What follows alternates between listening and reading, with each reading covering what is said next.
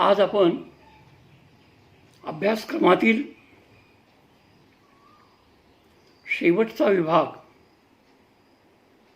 बखर वाङ्मय याकडे वळणार आहोत.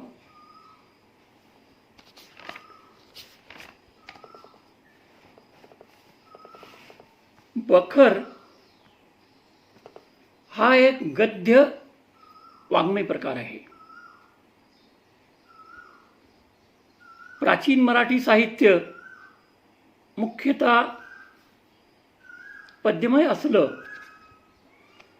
उदाहरणार्थ संत, पंत आणि तंत, शाहीर यांचं वाङ्मय पद्यातून निर्माण झाले आणि पद्यातून लिहिल्यामुळे मुखोद्गत केल्यामुळे ते टिकून राहिलं. पण त्या काळात ही गद्य लेखनाची परंपरा होती. उदाहरणार्थ महानुभव पंथाच्या काळामधील लीळाचरित्र, सूत्रपाठ, दृष्टांतपाठ हे यादवकालीन गद्यच आहे. यादव काळातील गद्यामध्ये रसाळपणा, ओघवती भाषा असल्यामुळे ते पद्य सदृश असून त्यात पद्याची गोडी वाटते आणि यादवकालीन लोकभाषेचे ते एक प्रातिनिधिक दर्शन त्याच्यातून घडतं. राजकीय आणि व्यावहारिक क्षेत्रातील सारे वातावरण फारशीमय झालेलं होतं शिवकाळात आणि शिवाजी महाराजांच्या पूर्वीच्याही काळात. शिवपूर्व काळ असं आपण त्याला म्हणतो. राजकीय आणि व्यावहारिक क्षेत्रातील सारे वातावरण फारशीमय झाल्याने मराठी गद्य रचनेला त्या काळी अवसर उरला नव्हता. तरीही संत एकनाथांचं अर्धदास्त, कौलपत्रासारखी प्रकरणे, फादर स्टीफन्सच्या ख्रिस्त पुराण या ग्रंथाची प्रस्तावना इत्यादी ग्रंथातून गद्य रचना आढळते. 17व्या शतकातच दरबार बहादरांचे पराक्रम वर्णन करण्यासाठी आणि कलम बहादरांची लेखणी उमटली.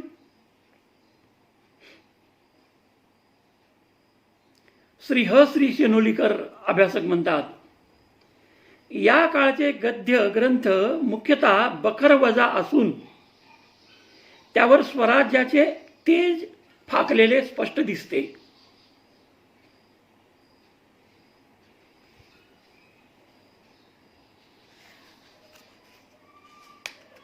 मराठी गद्याचा शिवकालीन, पेशवेकालीन अवतार जितका कलात्मक तितकाच तेजस्वी होता. कौटुंबिक आणि राष्ट्रीय भावनेने भारलेला होता असं कैलासवासी राजवाडे म्हणतात. राजवाडे पुढे असं म्हणतात की इतिहास कथनाच्या गरजेतून मराठी गद्य वाङ्मयाची निर्मिती झाली.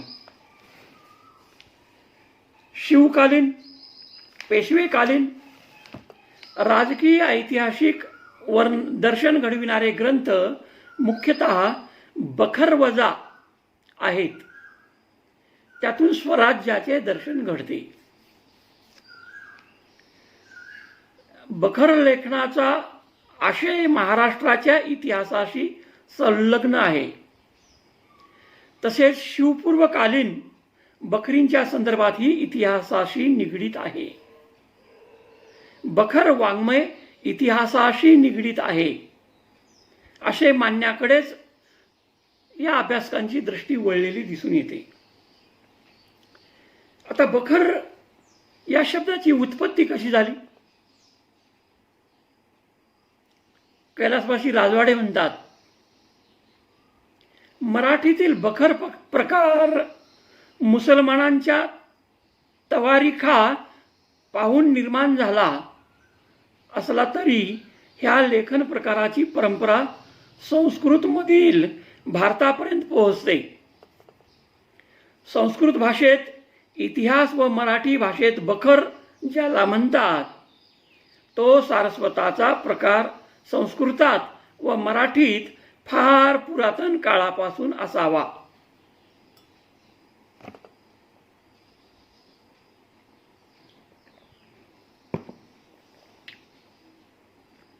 बखर या शब्दाची बखेर, बखैर अशीही रूपं आढळतात.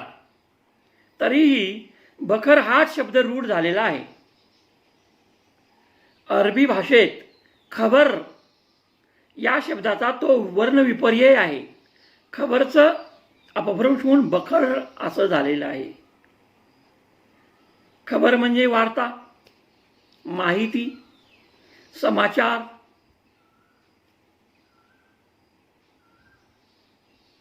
राजवाडे म्हणतात बक म्हणजे बकणे, बोलणे. या धातूपासून बखर शब्दाची निर्मिती झाली असावी. बखर प्राकृत भाषेने राजाधिकांचे गद्यरूप चरित्र लिहिलेले असते, ती बखर.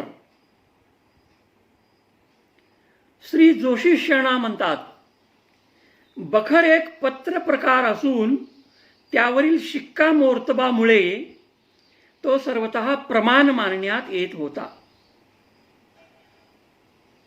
आणि श्री वाशी बेंद्रे म्हणतात बखरी म्हणजे चरित्र ग्रंथ.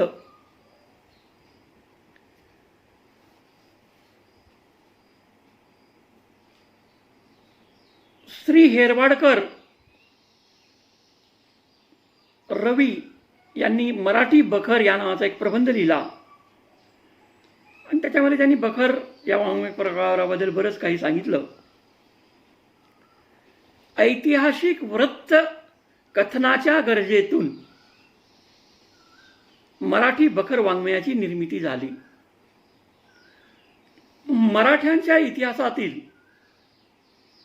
वेगवेगळ्या घटना प्रसंगावर जवळजवळ 200-250 बखरी लिहिल्या गेल्याचे कैलासवासी राजवाडे म्हणतात.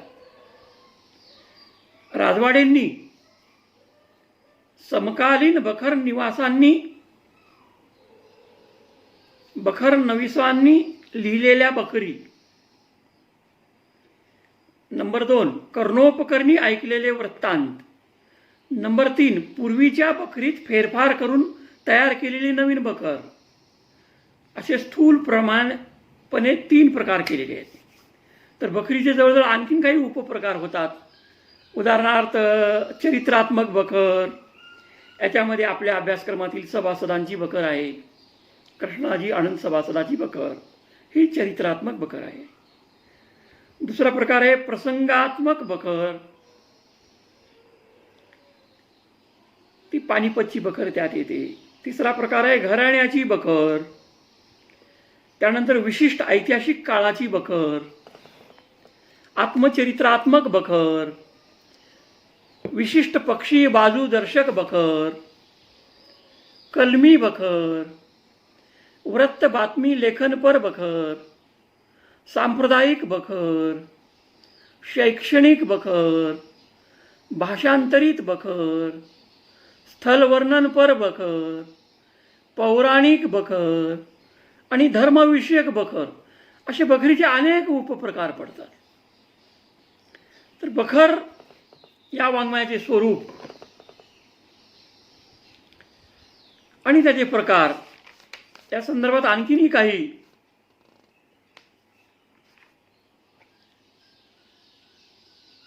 माहिती आपल्याला मिळू शकते. बखर लेखन हे प्रामुख्याने गद्यात्मक आहे. गद्य म्हणजे पद्य नसलेले.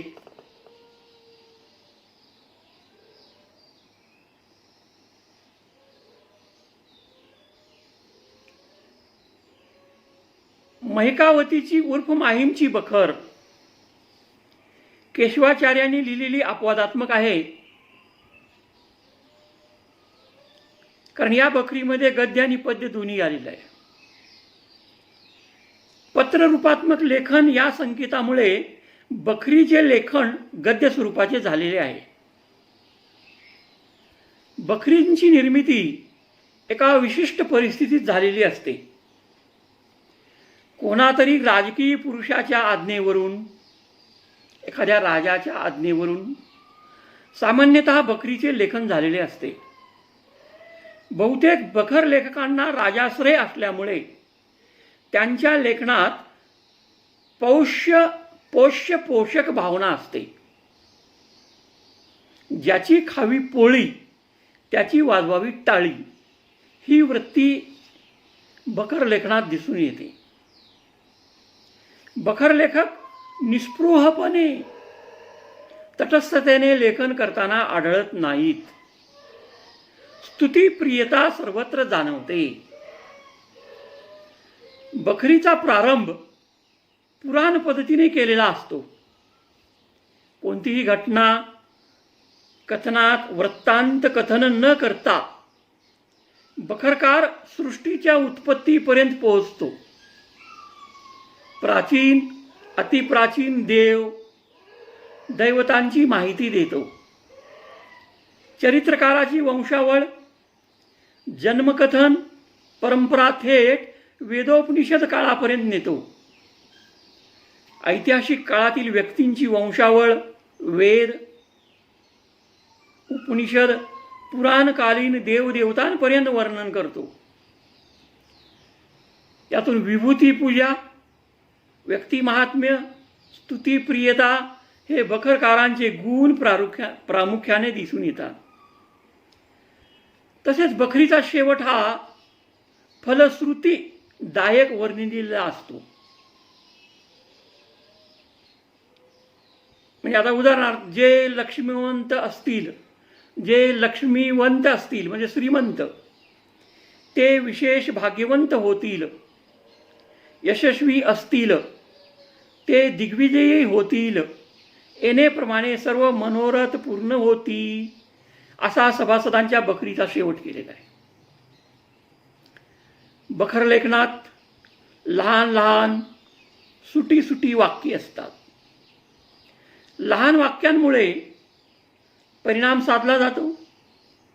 बखरकाराची भाषा प्रौढ, रसाळ आणि ओघवती असते. बखर लेखनात निवेदन पद्धती असते.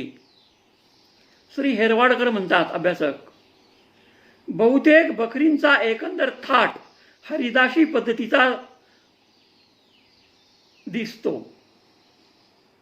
कीर्तनकारांप्रमाणे श्रोत्यांचे मन भान हरपण्यासाठी हरिदास ज्याप्रमाणे विविध साधनांचा अवलंब करतात, त्याचप्रमाणे बखरकारही वाचकांचे चित्त वेधण्यासाठी अनुरूप भाषा, काव्यात्मक कल्पना, अलंकार, सुभाषिते, सुविचार, वाक्प्रचार, म्हणी इत्यादी साधनांचा उपयोग करतात. भाऊसाहेबांची बखर जी आपल्या अभ्यासक्रमातली आहे, पेशवे काळावर आधारित, याचे हे एक उत्कृष्ट उदाहरण आहे. निवडक प्रसंग, निवडक शब्दांच्या सहाय्याने प्रभावीपणे व्यक्त करण्याचे बखरकाराचे कौशल्य अप्रतिम आहे. आता बखर लेखनात अत्युत्की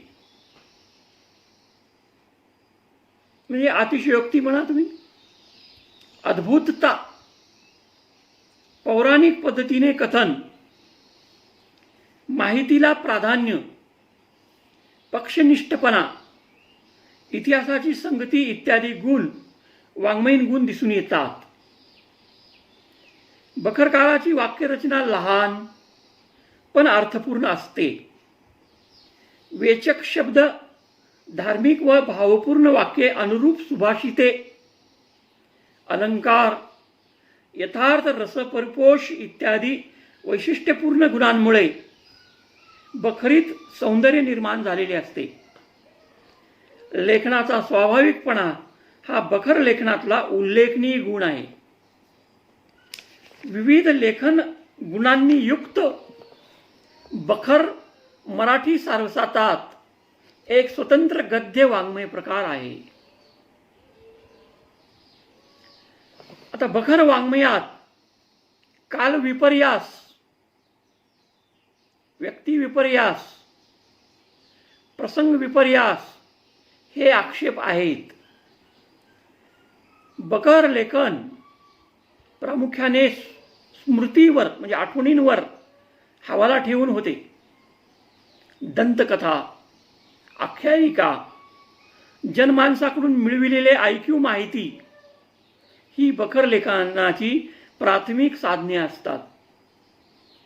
बखर लेखनात रजकत्व दृष्टी, हेतू प्रयोजन असल्यामुळे अत्युक्ती, अतिशयोक्ती, अवास्तवता, अकल्पित अद्भुतता आढळते. बखर लेखनात वाङ्मयीन दृष्ट्या, ऐतिहासिक दृष्ट्या आक्षेपाला जागा असल्या तरीही त्यांचे वाङ्मयीन महत्त्व फार आहे, साहित्यिक मूल्य फार आहे. बखर वाङ्मयाने एका नवीन लेखन प्रकाराची भर टाकून मराठी भाषेचे वैभव वाढविले. आकाशात क्षणभर चमकून डोळे दिपविणाऱ्या विद्युल्लतेचे म्हणजे विजेचे तेज मराठी बखर वाङ्मयात आहे, असा गौरवपूर्ण विचार डॉक्टर हेरवाडकर यांनी व्यक्त केला बखर वाङ्मयाबद्दल. अभ्यासक्रमाच्या दृष्टीने बखर वाङ्मयाचे 3 विभाग कल्पिले जातात, मांडले जातात. शिवपूर्वकालीन बखर, शिवाजी महाराजांच्या अगोदरच्या इतिहासावरच्या बखरी, त्यातली एक अभ्यासक्रमात आहे कृष्णाजी अनंत सभासदांची. ती शिवपूर्वकालीन बखरामध्ये अभ्यासक्रमातली एकही बखर नाही, पण शिवकालीन बखरीमध्ये कृष्णाजी अनंत सभासदांची बखर येते. तर बखरीचे जे 3 विभाग आहेत त्यात शिवपूर्वकालीन बखर, दुसरा भाग आहे शिवकालीन बखर, याच्यामध्ये कृष्णाजी अनंत सभासदांची बखर जी अभ्यासक्रमातली आहे ती घेणार आहोत आपण. ती शिवकालीन बखर आहे. आणि पेशवेकालीन बखर एक आहे, त्यामध्ये भाऊसाहेबांची बखर अभ्यासक्रमातली आहे, ती घेणार आहोत. तर आजच्या पिरियडमध्ये बखर वाङ्मय, त्याचे स्वरूप, त्याची वैशिष्ट्ये आणि बखर वाङ्मयाचे विभाग इतकी माहिती आपण पाहिलेली आहे. उद्याच्या पिरियडमध्ये शिवकालीन बखरांकडे आपण वळणार आहोत. धन्यवाद. नमस्कार.